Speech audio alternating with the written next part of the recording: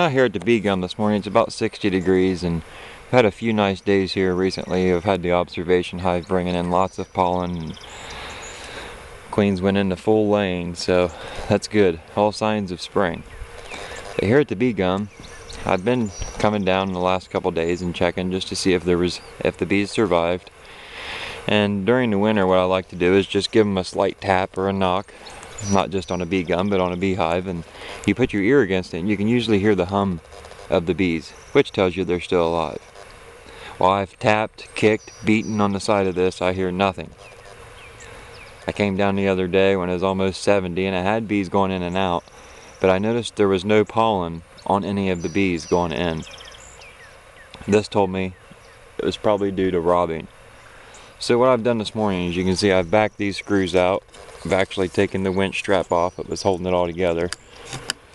And I'm going to pop this piece out right here and just see what's going on in there. Hopefully I don't tear up too much comb.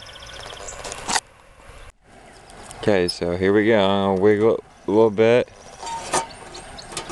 My license plate's up there to keep the rain from getting down in there. Just what I had thought.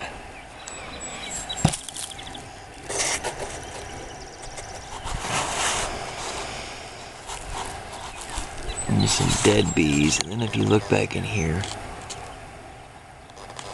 you can see a couple mice right there.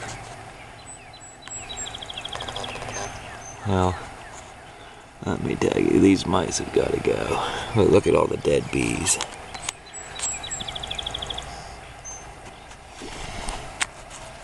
So we lost the bee gum. Now let's see if we can get a stick and get rid of these mice.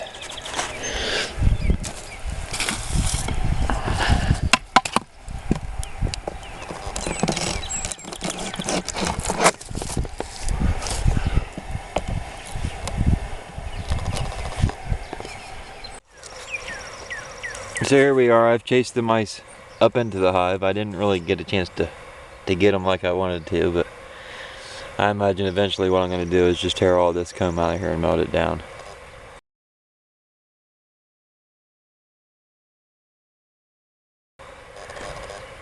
I do not want my observation hive to swarm and to move into this. These are nice to have. The only downside is you're not able to manage them. But if you look in here, here's a little bit of comb I tore out. Not a whole lot.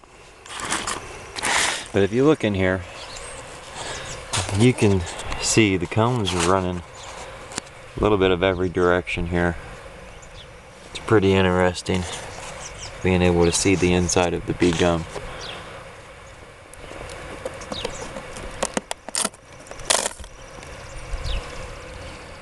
And look, there is still some cap stores in there.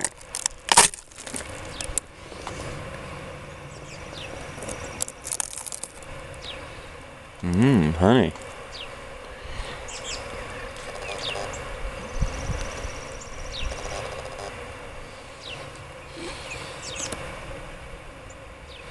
So imagine the bees will be robbing that out.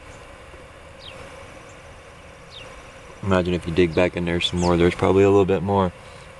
But other than that, there's not a whole lot for the size of this colony. So that might be the reason that they failed. It was hard to get them to take the food.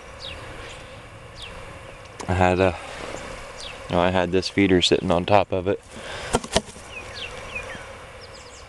going into fall, but with the cluster being down at the bottom and the food being sitting on top, they weren't going after it like I thought they would.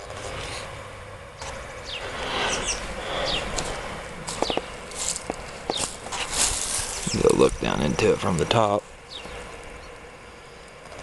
There you go. I just wanted to share it with you.